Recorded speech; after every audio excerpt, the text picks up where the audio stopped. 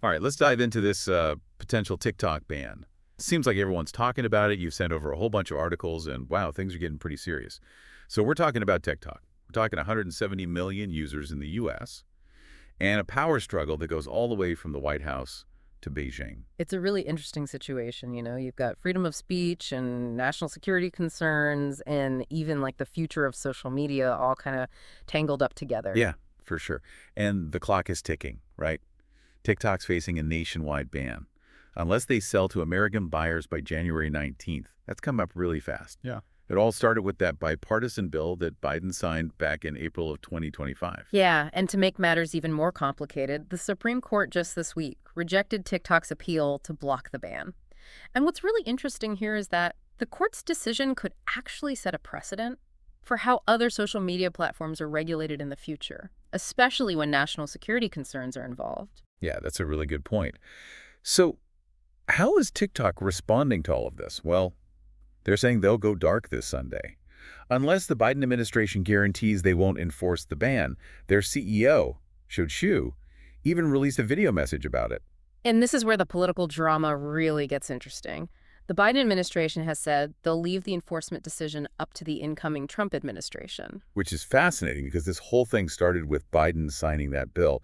So where does Trump stand on all of this? Well, his stance is pretty ambiguous at this point. He told CNN that it ultimately goes up to me, so you're going to see what I'm going to do. He also mentioned that he's spoken with Chinese President Xi Jinping about TikTok. Okay, so let me get this straight. We have TikTok on the verge of shutting down. Yeah. The outgoing administration is passing the buck, and the incoming administration is keeping everyone guessing.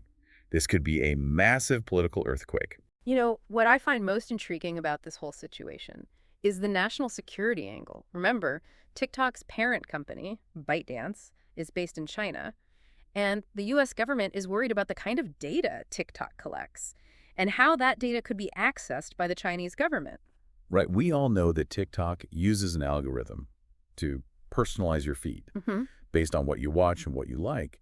But what exactly are they collecting, and how is that any different from what other social media platforms are doing? Is it really more concerning?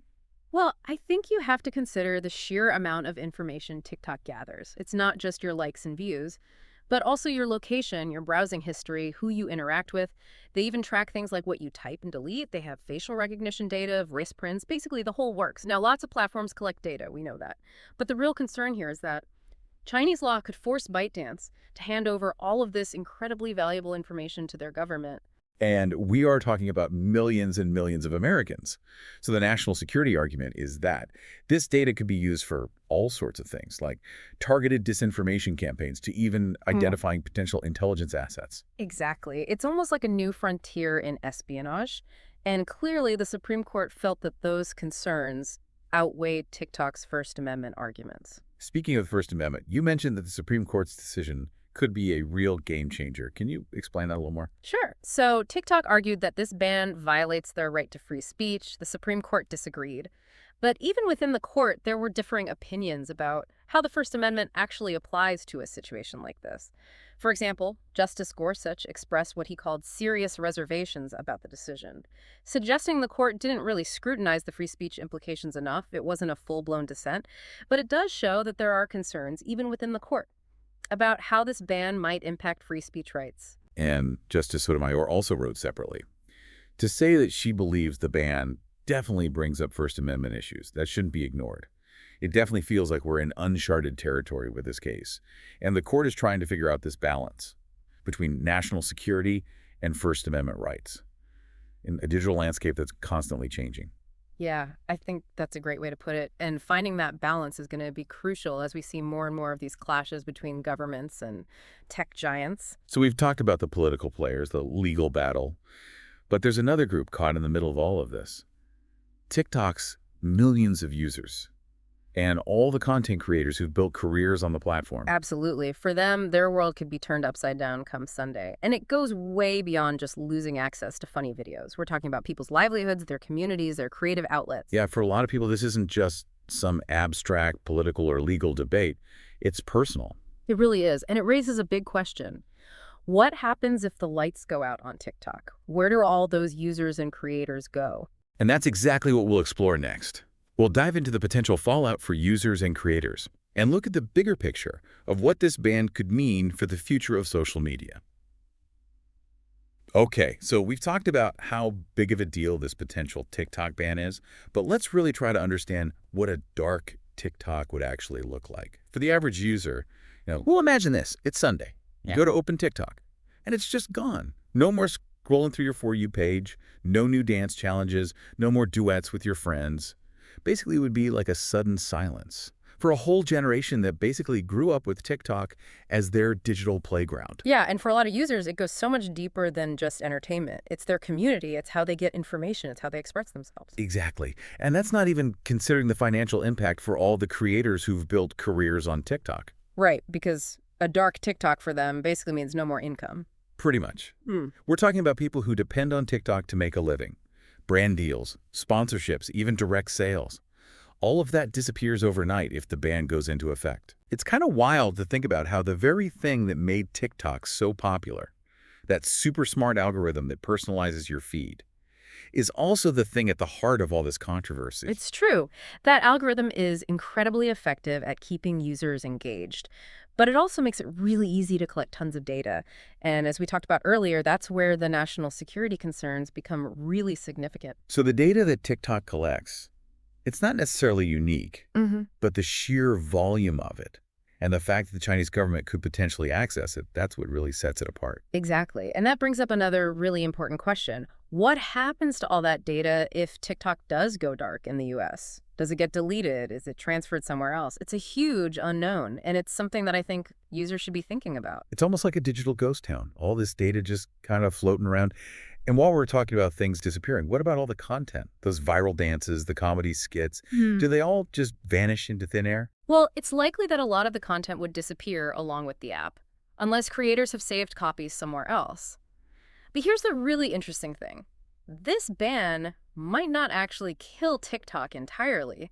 It could lead to all sorts of alternative platforms popping up. Like a game of digital whack-a-mole. Yeah. You shut down one platform and another one takes its place. Exactly. There are already a bunch of platforms trying to get TikTok's users, and a ban would only help them grow faster. We could even see the social media landscape become a lot more fragmented, with users and creators scattered across all sorts of different platforms. And that brings its own set of challenges, right? The different platforms, different algorithms, maybe even different levels of data collection and new privacy concerns. Yeah, it really is kind of a digital choose-your-own-adventure story. And it makes you wonder, if TikTok does go dark, what fills the void?